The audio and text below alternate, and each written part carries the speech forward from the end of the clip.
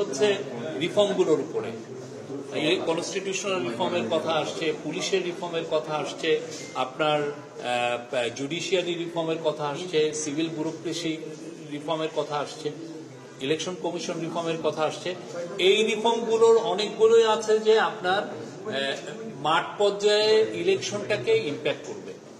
আমি ইলেকশনটা কেমনে করব সেটা, ফলে আপনি অনেকে ভাবছেন যে ইলেকশনটা খুব দ্রুত করা সম্ভব, কিন্তু আমরা যদি আগে সবাই মিলে না ডিসাইড করি পলিটিক্যাল পার্টিগুলো যে কি পরিমাণ রিফর্ম করবে, সেটার আগে তো সত্যিকার অর্থে কবে ইলেকশন হবে এটা ডিসাইড করা এটা না। এক একটা রিফর্মের উপর দেখা যাচ্ছে টাইম লাইনটা। আপনি বলছেন যে না, যদি কেউ বলে ফেলে যে এই ইয়েতে যে না প্রেসিডেন্সিয়াল ইলেকশনটা আগে হবে বা স্থানীয় ইলেকশনটা আসবে, সেগুলোর ক্ষেত্রে তো একটা ডিফারেন্ট টাইপের মানে প্রস্তুতি দরকার হয়।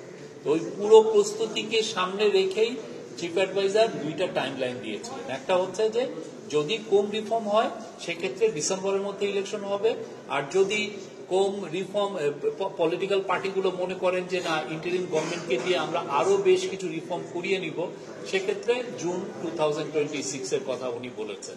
এবং এটা সত্যিকার অর্থে খুব বেশি টাইম যে আমরা নিচ্ছি তাও তো না, খুবই একটা যুক্তিযুক্ত একটা টাইমের কথা চিফ অ্যাডভাইজার বলেছেন। আপনার মনে রাখতে হবে যে এই গভর্নমেন্টে যারা আছেন তাদের কারোরই এই পাওয়ারের প্রতি লোভ নাই। তারা তাদের স্ব জায়গায় তারা বুৎপত্তি অর্জন করেছিলেন, তারা সেই জায়গাগুলোয় আবার সেই জায়গায় কাজ করে ওনারা আনন্দ পান, ওনারা ওই জায়গায় ফিরে যাবেন। তো আমাদের একটা নৈতিক দায়িত্ব দেশকে একটা বাংলাদেশের ইতিহাসের সবচেয়ে ভালো ইলেকশনকে উপহার দেওয়া, এবং চিফ অ্যাডভাইজার সেই জন্য বলেছেন, এবং সেই আলোকে আমরা কাজ করছি। এবং আমরা আশা করি বাংলাদেশের যে ইলেকশনটা হবে সামনে, ইলেকশন এই রিফর্মগুলো করা যেগুলো খুব দরকারি রিফর্ম, সেগুলো করার পরে সেটা বাংলাদেশের একটা ঐতিহাসিক ইলেকশন হবে, এবং বাংলাদেশের মানুষ যারা গত 15 বছর ভোট দিতে পারেননি তারা সবাই আনন্দের সাথে খুব উৎসবমুখর পরিবেশে ভোট দিবেন এবং তাদের যেটা পছন্দের পার্টি তাদেরকে ইলেক্ট করবেন। আলোচনা করার পরে তারপর চূড়ান্ত করার আহ্বান জানিয়েছে সরকারের অবস্থানটা কি? না, আমরা তো সেটাই বলছি। আমরা সেই জন্যই প্রফেসর ইউনূস একটা কনসেনসাস বিল্ডিং কমিশন করেছেন। এই কনসেনসাস বিল্ডিং কমিশনের কাজটা হচ্ছে ফ্যাসিলিটেট করা। এই যে রিফর্মের যে রিপোর্টগুলো এসছে, সেই রিপোর্টগুলো নিয়ে কার সাথে বসবে? পলিটিক্যাল পার্টিগুলোর সাথেই তো ডিসকাশনটা হবে, এর বাইরের তো কারোর সাথে ডিসকাশন হওয়ার সম্ভাবনা কম। অবশ্যই কিছু কিছু স্টেক হোল্ডার আছেন তাদের সাথে হবে, কিন্তু মূল আলোচনাটা হবে পলিটিক্যাল পার্টি, এবং তাদের কনসেনসাসের উপরেই রিফর্মগুলো নির্ধারণ করছে। তারা যে ঐক্যমতে আসবেন যে না আমরা এই রিফর্মগুলো করব, প্রফেসর ইউনূস সেই রিফর্মের জন্যই তো কাজ করছেন।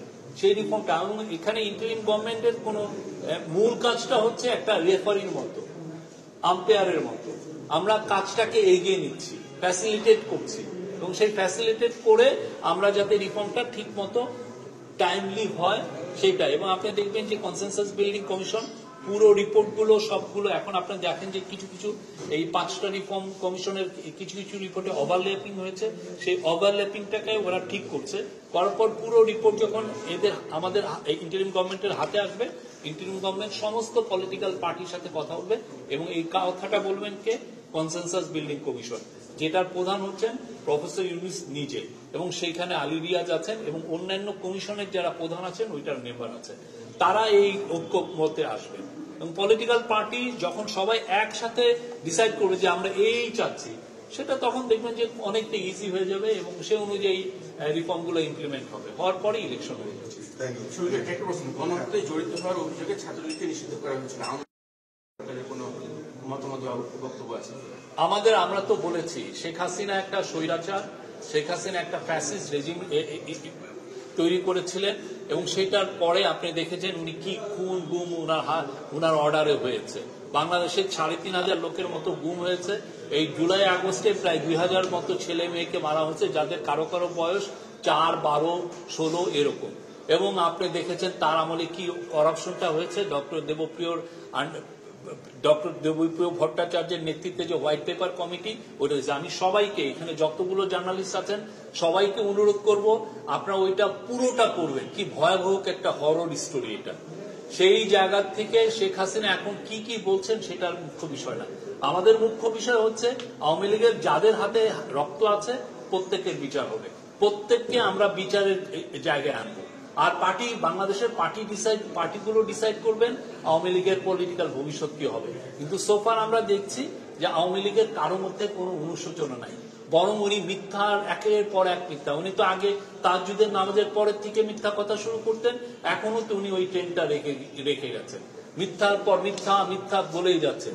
সত্যিকার অর্থে বাংলাদেশের মানুষ হাসিনা এবং হাসিনার সাথে যারা এই গুমে জড়িত এবং একটা চোরতন্ত্র ক্রাইমে জড়িত সবার আগে বিচার করবে, এটা হচ্ছে ফার্স্ট প্রায়োরিটি।